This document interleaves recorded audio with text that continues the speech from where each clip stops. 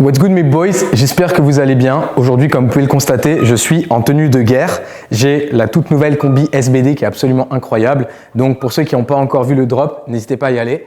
Aujourd'hui, on se retrouve pour une vidéo squat. Je vais analyser le squat de quelqu'un et je ne vais pas analyser le squat de n'importe qui.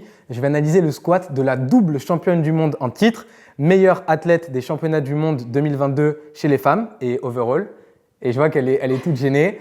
Je vous promets un squat absolument incroyable que vous avez jamais vu. Et s'il vous plaît, un tonnerre d'applaudissements chez vous pour Tiffany Chapeau.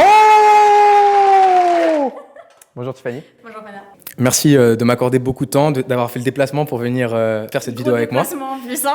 Bon, pour ceux qui ne savent pas, évidemment, Tiffany est dans la même team que nous. On s'entraîne ensemble tout le temps. Et du coup, c'est trop stylé de s'entraîner comme ça. Et ce que je voulais vous montrer, en fait, c'est qu'on a tous un peu des profils différents au niveau du squat. Donc, rappelez-vous, il y a deux manières, entre guillemets, principales de squatter. Plutôt un axe hanche, plutôt un axe genou, en fonction des morphologies, des points forts et des points faibles des athlètes. Et justement, Tiffany a un squat qui est un petit peu aux antipodes du mien. Moi, je vais plutôt avoir tendance à avoir un squat plutôt levier hanche et Tiffany va plutôt avoir un squat levier genou.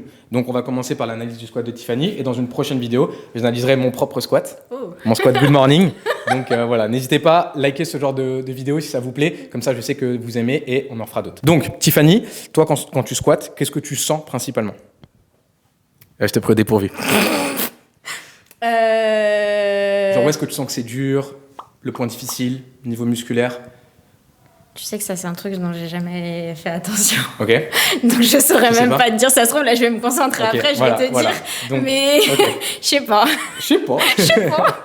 Ok, donc là, ce qu'il faut savoir, c'est que Tiffany revient des championnats du monde, elle revient du Silent Workout Meet. Donc là, on est sur une phase de reprise progressive de l'entraînement. Donc aujourd'hui, tu vas pas monter très haut, tu vas faire 132, une rep, 142, une rep. Ouais.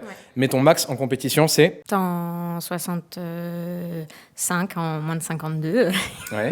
Et les championnats du monde, tu as fait 160,5, ouais. 160,5 en moins de 47. Ouais. Donc plus de 3 fois, quasiment 4 fois le body weight.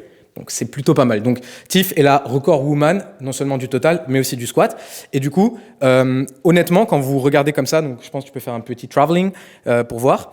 Vous voyez que effectivement, ce qui peut un petit peu marquer par rapport à Tiff, contrairement par exemple à Lia, c'est que elle a des leviers très avantageux pour le squat parce qu'elle a des fémurs qui sont quand même relativement courts et elle a un ratio buste bas du corps qui est assez équivalent, assez égal. Donc ça, de base, c'est plutôt des leviers avantageux pour le squat et vous pouvez comparer à moi, par exemple, où mes jambes vont faire environ 70% de ma taille, là où pour Tiff, ce sera plutôt un 50-50. Donc oui, je me cherche des excuses pour être moins bon que toi au squat.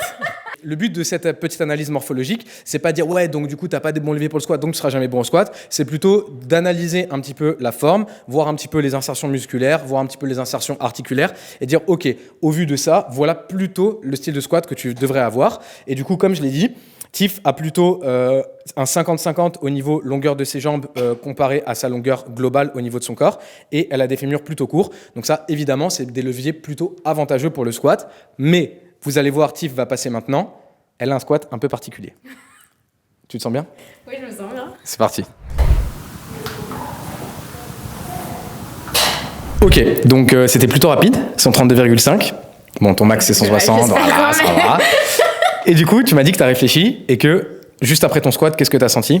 Mes quads, du coup. Comme je l'ai dit à Pana, c'était pas pendant le mouvement, c'est plus genre une fois que je racle la barre et que je sors, bah c'est là où je sens en fait que mes quads ont plus forcé que autre chose. Donc on revient vite fait. Alors encore une fois, partez pas sur l'analyse morphologique en mode donc vu que je suis comme ça, c'est comme ça, mais intégrer l'analyse morphologique dans le concept global. Comme vous pouvez le constater, Tiff a des quads vraiment extrêmement développés. Elle a des adducteurs plutôt développés aussi, mais vous pouvez comparer que par exemple, vis-à-vis de moi, vous voyez que là, moi, j'ai des adducteurs beaucoup plus développés que Tiff, comparé au développement que Tiff a, quad versus adducteur.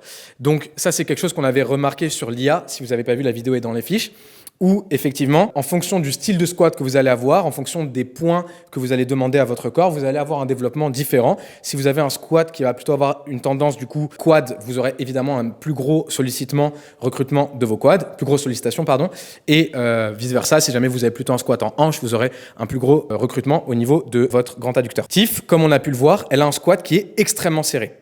En soi, c'est pas du tout étonnant puisque, encore une fois, avec son style de squat, elle a le buste très droit quand elle squatte. Elle va devoir avoir beaucoup de dorsiflexion, donc à savoir ses genoux vont beaucoup avancer lorsqu'elle va descendre au squat. Et du coup, ça, en réalité, c'est une des fonctions principales du quad, c'est de faire l'extension de genou une fois que la flexion a été atteinte. Donc Tiff, si tu veux bien te mettre de profil par rapport à la caméra et faire un squat, là, vous voyez que ses genoux sont quand même significativement en avant par rapport à la pointe de ses pieds. Alors, ça veut absolument rien dire par rapport à la dangerosité du truc ou quoi. Et du coup, en point de comparatif, je vais le faire pour montrer. Comparatif, quand moi je descends au squat, regardez l'avancée de mes genoux. Mes genoux sont significativement derrière la pointe de mes pieds. Pourquoi ? Parce que du coup, moi, j'ai pas un squat entre guillemets dominant quad genou. Je vais plutôt avoir un squat dominant hanche adducteur, là où Tiff a un squat dominant quad genou. De ce point de vue-là, c'est logique de voir que Tiff squatte avec une grosse dorsiflexion, avec une grosse flexion de cheville et donc de genou, parce que c'est un point fort chez elle au niveau des quads, et du coup, elle va pouvoir recruter et solliciter beaucoup de force, beaucoup de masse musculaire dans cette orientation, dans ce mouvement. Et en plus, ce qu'on peut observer, c'est que du coup, vu que son angle de buste reste très très droit, c'est juste une avancée et une reculée au niveau de ses genoux. Là où, par exemple, dans mon cas, je vais avoir une flexion de buste sur mon squat que Tiffany n'a pas, parce que sur son squat, elle squatte très droite avec beaucoup de flexion et d'extension de genoux. C'est une des raisons pour lesquelles Tiffany squatte avec des chaussures d'haltéro, qui ont tendance du coup à élever le talon pour permettre une meilleure dorsiflexion, puisqu'en fait, elle se sert de cette dorsiflexion pour squatter.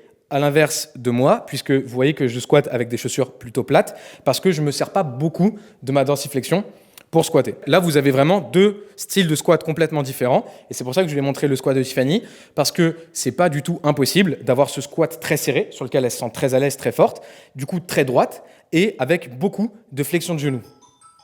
Mais du coup, c'est pas parce que ça convient à Tiffany que forcément ça convient à tous les boys et les girls qui regardent cette vidéo, et vice versa. C'est pas parce que moi j'ai ce style de squat écarté avec plus de levier au niveau de manche que forcément tout le monde doit avoir ce style de squat. Le but de cette vidéo, c'est vraiment de vous montrer qu'il y a des individualités, il y a des particularités, et le but de Tiffany, c'est pas d'avoir le même squat que quelqu'un d'autre. Son but, c'est d'avoir un squat qui est cohérent, qui est logique par rapport à ses leviers. Et c'est dans cette position qu'elle se sent forte, pas avec les pieds écartés, pas avec le buste penché en avant. Donc le but, c'est de créer un référentiel technique et de répéter dans ce référentiel. Est-ce que tu as quelque chose à ajouter, Tiffany ? Non, c'est exactement ce que j'aurais dit. De cette façon. Voilà, exactement, avec les mêmes mots. Okay. J'aimerais qu'on fasse un petit récap. Donc toi, ça fait 2 ans que tu fais de la force. Est-ce que dès le début, tu as squatté comme ça ? Est-ce que tu as changé ? Pas du tout. Par contre, j'ai toujours squatté avec les mêmes chaussures. Ça, c'est vrai que j'ai jamais changé. Déjà, au début, j'avais pas du tout la même technique parce qu'on a changé quelques petites choses. Genre, au début, je faisais pas cette flexion de hanche que je fais au début. Je descendais directement. J'avais les pieds un peu plus écartés. Et puis, petit à petit, en fait, je resserrais. Mais ça, c'est venu naturellement. C'est pas un jour où je me suis dit, bim, je vais resserrer. Pas du tout. C'est venu naturellement. Et depuis, je me sens très forte là-dessus. Et c'est pour ça que je change pas. Après, peut-être qu'un jour, je changerai. Mais pour le moment, non. Du coup, c'est vraiment cette idée de laisser aussi un peu les choses se mettre en place d'elles-mêmes. Donc, il n'y a pas eu d'efforts qui ont été faits sur Tiff. Elle s'est rendue compte que plus elle resserrait, plus elle se sentait à l'aise. Donc, n'hésitez pas à jouer sur ce paramètre, l'ouverture des pieds. On a tendance, un peu comme le bench où on disait, prise anatomique, au squat, on conseille souvent les pieds largeur de hanche. Mais c'est tout à fait possible d'avoir des athlètes très mobiles au niveau des hanches qui vont pouvoir squatter extrêmement large, entre guillemets squat sumo. Tout comme c'est possible d'avoir des athlètes comme Tiff qui vont vraiment avoir ce squat extrêmement serré. Et dans mon cas, vu que je ne squatte pas avec une grosse dorsiflexion et que c'est pas un levier très fort chez moi, si je squatte comme ça, regardez ce qui se passe de côté. Là, je suis complètement bloqué, je peux pas descendre plus que ça. Pour descendre plus, je pars en arrière parce que j'ai pas assez de dorsiflexion. Donc c'est pour ça que c'est important de comprendre tous les enjeux mécaniques des squats, comparer votre anatomie, vos points forts par rapport à ces squats et décider à partir de là. Donc Tiffany, tu as une rep à faire à 142,5. Te sens-tu prête ? Oui. le dédain. J'espère qu'elle va voler la barre, hein. Vu le dédain en mode oui, on verra. Bon, allez, 142.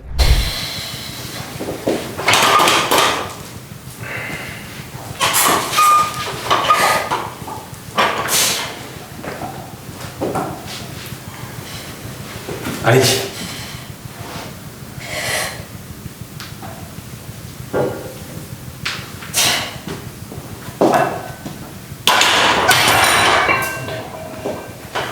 Je comprends pas pourquoi t'es essoufflée, Tiffany, tu peux nous dire ? Le cardio, oui. Alors, ce qu'il faut savoir, c'est qu'à la base, pour la miniature et tout, je dis « Ouais, Tiff, tu peux mettre 120, tu descends en bas et on fait des photos et t'attends. » Et elle est en mode « Ok ». Et du coup, elle a fait mais ça assume pas trop derrière. Ouais, mais fallait que je fasse mes séries. T'as capté. Du coup, les boys, j'espère que cette vidéo vous aura permis justement de vous rendre compte un petit peu de la variété possible des squats. Comme je l'ai dit, je ferai une vidéo où j'analyserai mon propre squat. Comme ça, vous verrez justement, ça fera un très beau différentiel avec le squat de Tiffany parce que nos squats sont vraiment très différents. Mais rappelez-vous que l'objectif, c'est de trouver le squat qui vous convient avec vos leviers, avec des paramètres techniques objectifs. Donc objectivement, on a des corps et des points forts et des points faibles différents. Donc c'est logique qu'on ait un style de squat et des techniques différentes. Mais notre objectif, c'est toujours le même.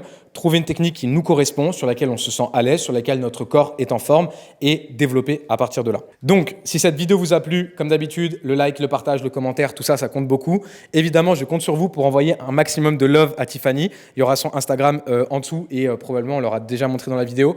Allez vous abonner. La double championne du monde, meilleure athlète des championnats du monde 2022. Honnêtement, je pense qu'on doit être heureux et chanceux d'avoir une athlète comme ça en France. Et évidemment, comme toujours, la propagande, ça s'arrête jamais. Silent Worker, link is in the bio. Voilà, pour commander de façon illimitée pour me soutenir, une commande, une brique pour la maison de la maman Mykonos. Évidemment, SBD, le meilleur équipement de force sur le marché. Comme vous pouvez le constater, avec Tiff, on a la toute nouvelle collection DeFi qui est magnifique. Je la love. Et pour le squat, les genouillères sont vraiment quali de fou. Tout est allemand. Et enfin, ce n'est pas des moindres, Nutrimuscle. Donc avec mon code NM-PANA10 ou le code NM-TIF10, vous pouvez commander les compléments qu'on utilise avec Tiff pour nous soutenir et commander les meilleurs compléments sur le marché pour la force. Sur ce, je vous love. Je vous dis à la prochaine pour de nouvelles aventures, de nouvelles analyses. Et n'oubliez pas, il faut aller soutenir Tiff. C'est important. Bisous les boys!